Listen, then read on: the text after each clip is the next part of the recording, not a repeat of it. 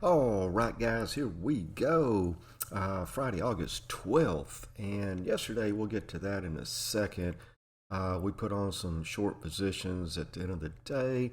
And the reason being, we're looking at the Dow Jones right now. We'll go through all the major U.S. markets: Dow Jones, S&P 500, NASDAQ.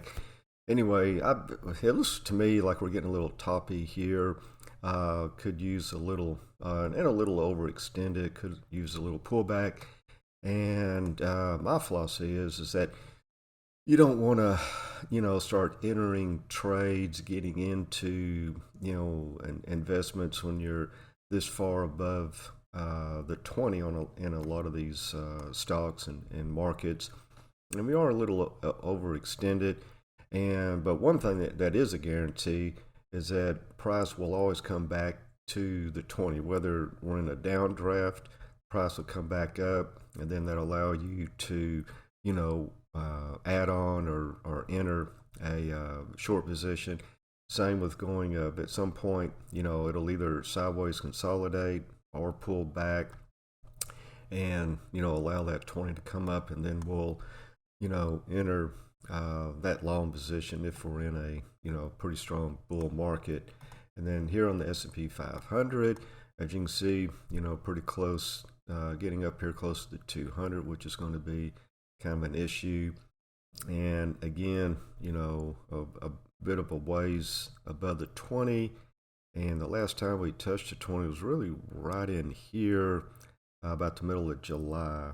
So going on a month since we hit it, and really, unless we're in a like a raging bull market and everybody's FOMOing into the market, we like for this thing to settle back a little bit, kind of see where we are, because literally, technically the markets are a little sketchy now. Okay.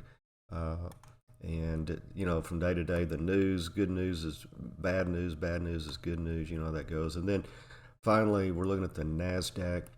And we like following NASDAQ. To me, it's a leading indicator, as transportation and copper are, to some people. But anyway, as you can see here, the last time we was trading on the 20 here, again, around, middle of July, came back into it and then continued up. But a nice red candle yesterday.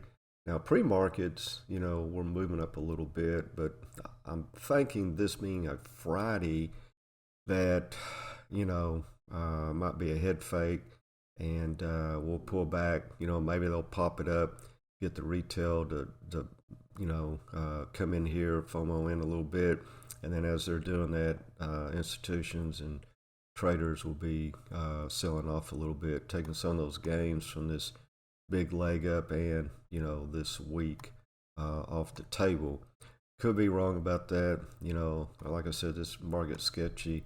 It could be running anyway, but we'll be ready to trade what's in our face and stay ahead of the game. And then the Dixie, to kind of add to that, is getting a little catching a bid today. The U.S. dollar currency index. And this is just a typical pattern. We have a time count going on, so this candle was expected, and we could pull up, into the 20 again, roll back over. Right here is a little low pivot. Actually, right all across here, it's kind of consolidation, possibly some support here near term if we hit it. Also, the 100 simple day, or is it moving average, is right there as well. Should the dollar roll back over on weakness.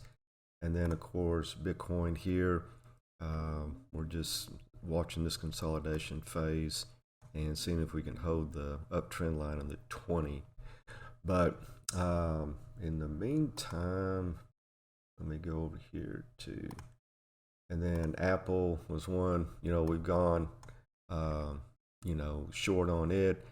Had this little kind of high pivot double top area that we came, flush right into. See this big run up. It needs to take a breather here. I mean, that's a lot of price action, to the upside, and we need to, pull back on that a little bit. Now, pre-market, it's up a little bit to that gold dash line across there. So we'll have to be watching carefully. And then AMD, we put on that short from yesterday.